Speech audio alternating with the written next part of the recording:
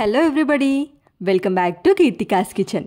ఈరోజు వీడియోలో పిల్లలు ఎంతో ఇష్టంగా తినే స్నాక్స్లో ఒకటి బొరుగుల లడ్డు, వీటినే మరమరాల లడ్డు అంటారు. వీటిని పర్ఫెక్ట్గా ఎలా ప్రిపేర్ చేసుకోవాలో పక్కా కొలతలతో ఈ వీడియోలో చూపిస్తున్నాను. స్నాక్స్ తినేటప్పుడు ఒకటి లేదా రెండు ఎక్కువగా తిన్నా అస్సలు వెయిట్ పెరగని స్నాక్స్లో ఈ బొరుగుల లడ్డు ఒకటి. సో ఈ రెసిపీ ఎలా ప్రిపేర్ చేసుకోవాలో ఈ వీడియోలో చూసేయండి. ముందుగా బొరుగుల్ని ఫ్రై చేసుకోవాలి. నేను ఇక్కడ 3 కప్పుల బొరుగుల్ని తీసుకుంటున్నాను. 1 కప్పు బెల్లానికి 3 కప్పులు లేదా 2.5 కప్పులు. తీపి కాస్త ఎక్కువగా తినే వాళ్ళైతే 2.5 కప్పులు వేసుకోవచ్చు. సేమ్ కప్పుతో 3 కప్పుల బొరుగుల్ని ఇలా లో ఫ్లేమ్లో పెట్టుకొని ఒక 2 నుంచి 3 నిమిషాల పాటు ఫ్రై చేసుకుంటే, ఇవి కాస్త క్రిస్పీగా అయ్యేంత వరకు ఫ్రై చేసుకుంటే సరిపోతుంది. ఇలా ఫ్రై చేసుకున్న బొరుగుల్ని వేరే ఒక ప్యాన్లోకి ట్రాన్స్ఫర్ చేసేసుకోవాలి. చూడండి, ఈ క్రిస్పీగా వస్తే సరిపోతుంది. నెక్స్ట్ ఇప్పుడు ప్యాన్లో 1 కప్పు దాకా బెల్లం తీసుకోవాలి. 1 కప్పు బెల్లానికి 3 కప్పుల బొరుగులు అయితే పర్ఫెక్ట్ మెజర్మెంట్. దీంట్లోనే ఒక టేబుల్ స్పూన్ వాటర్ వేసుకోవాలి.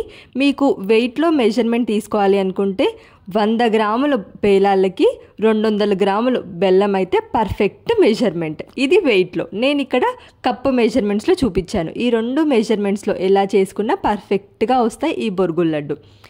ఈ బెల్లం పూర్తిగా కరిగేంత వరకు ఇలా కలుపుతూ కరిగించుకోవాలి. బెల్లం పూర్తిగా కరిగిపోయి మనకు ఇలా బబుల్స్ రావడం స్టార్ట్ అవుతుంది. ఈ స్టేజ్లో కలుపుతూ మనం ఇంకా పాకంని చెక్ చేసుకోవాలి.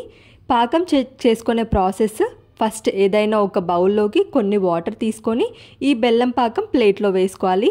ప్లేట్లో వేసుకొని మనము ఫింగర్స్తో ఇలా దగ్గరగా చేస్తే చేయికి అంటకుండా రౌండ్ బాల్గా వస్తే మనకు పర్ఫెక్ట్గా సరిపోతుంది.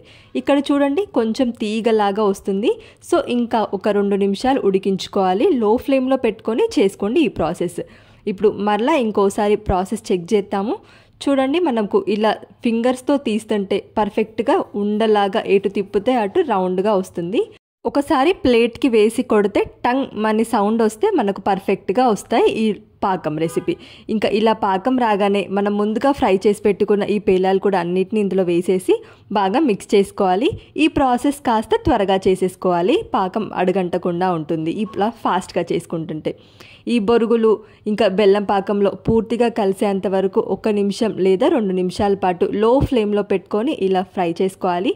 ఇలా అన్నీ కలిసేలా మిక్స్ చేసేసుకుంటే మనకు పాకంలో ఈ బొరుగులన్నీ పర్ఫెక్ట్గా మిక్స్ అయిపోతాయి.